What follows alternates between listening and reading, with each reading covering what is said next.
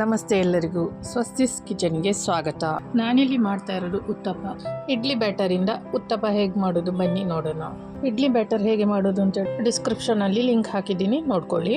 ಇಡ್ಲಿ ಬ್ಯಾಟರ್ಗೆ ಸಣ್ಣಗೆ ಹೆಚ್ಚಿದ ನೀರುಳ್ಳಿ, ಸಣ್ಣಗೆ ಹೆಚ್ಚಿದ ಕ್ಯಾರೆಟ್, ಸಣ್ಣಗೆ ಹೆಚ್ಚಿದ ಅರ್ಧ ಟೊಮೆಟೊ, ಸಣ್ಣಗೆ ಹೆಚ್ಚಿದ ಕ್ಯಾಪ್ಸಿಕಮ್, ಹಸಿಮೆಣಸು, ಸಣ್ಣಗೆ ಹೆಚ್ಚಿದ ಶುಂಠಿ, ಹೆಚ್ಚಿದ ಕೊತ್ತಂಬರಿ ಸೊಪ್ಪು, ಅರ್ಧ ಚಮಚ ಚಿಲ್ಲಿ ಫ್ಲೇಕ್ಸ್, ಅರ್ಧ ಚಮಚ ಜೀರಿಗೆ, ರುಚಿಗೆ ತಕ್ಕಷ್ಟು ಉಪ್ಪು ಹಾಕಿ ಎಲ್ಲವನ್ನು ಚೆನ್ನಾಗಿ ಕಲಸಿಕೊಳ್ಳಿ.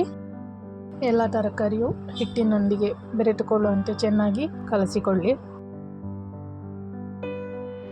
ಹಿಟ್ಟಿನ ಕನ್ಸಿಸ್ಟೆನ್ಸಿ ನೋಡ್ಕೊಳ್ಳಿ, ಅಗತ್ಯ ಇದ್ದರೆ ಸ್ವಲ್ಪ ನೀರು ಬೆರೆಸಿ. ಹಿಟ್ಟು ಈಗ ರೆಡಿಯಾಗಿದೆ. ಈಗ ಸ್ಟವ್ ಮೇಲೆ ಒಂದು ತವ ಇಟ್ಕೊಳ್ಳಿ. ಬಿಸಿಯಾದ ನಂತರ ಸ್ವಲ್ಪ ಎಣ್ಣೆ ಹಚ್ಚಿ, ಈಗ ತವದ ಮೇಲೆ ಒಂದೆರಡು ಸೌಟು ಹಿಟ್ಟು ಒಯ್ದು ತೆಳುವಾಗಿ ಹರಡಿಕೊಳ್ಳಿ. ಹಿಟ್ಟು ಮೇಲೆ ಸ್ವಲ್ಪ ಎಣ್ಣೆ ಹಾಕಿ ಮುಚ್ಚಳ ಮುಚ್ಚಿ 1 ನಿಮಿಷ ಬೇಯಲು ಬಿಡಿ. ಉತ್ತಪ್ಪ ಈಗ ಒಂದು ಬದಿ ಕಾದಿದೆ.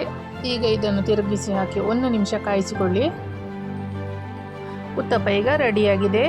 ಹೀಗೆ ಉಳಿದ ಹಿಟ್ಟಿನಿಂದ ಎಲ್ಲ ಉತ್ತಪ್ಪಗಳನ್ನು ಮಾಡಿಕೊಳ್ಳಿ. ಇಡ್ಲಿ ಹಿಟ್ಟು ಏನಾದರೂ ಉಳಿದಿದ್ರೆ ತರಕಾರಿ ಹಾಕಿ ಉತ್ತಪ್ಪ ಮಾಡ್ಬೋದು. ಮಾಡಲಿಕ್ಕೂ ಸುಲಭ, ಮಕ್ಕಳಿಗೂ ಇಷ್ಟ ಆಗುತ್ತೆ. ತರಕಾರಿ ಎಲ್ಲ ಹಾಕಿ ಮಾಡಿರೋದ್ರಿಂದ ಆರೋಗ್ಯಕ್ಕೂ ಒಳ್ಳೆಯದು. ಚಿಕ್ಕ ಮಕ್ಕಳಿಂದ ದೊಡ್ಡವರವರೆಗೂ ಇಷ್ಟಪಟ್ಟು ತಿಂತಾರೆ. ಚಟ್ನಿ, ಸಾಂಬಾರು ಯಾವುದರ ಜೊತೆಗೂ ಸೂಪರ್ ಕಾಂಬಿನೇಷನ್.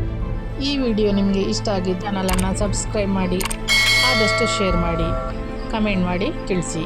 ಧನ್ಯವಾದಗಳು.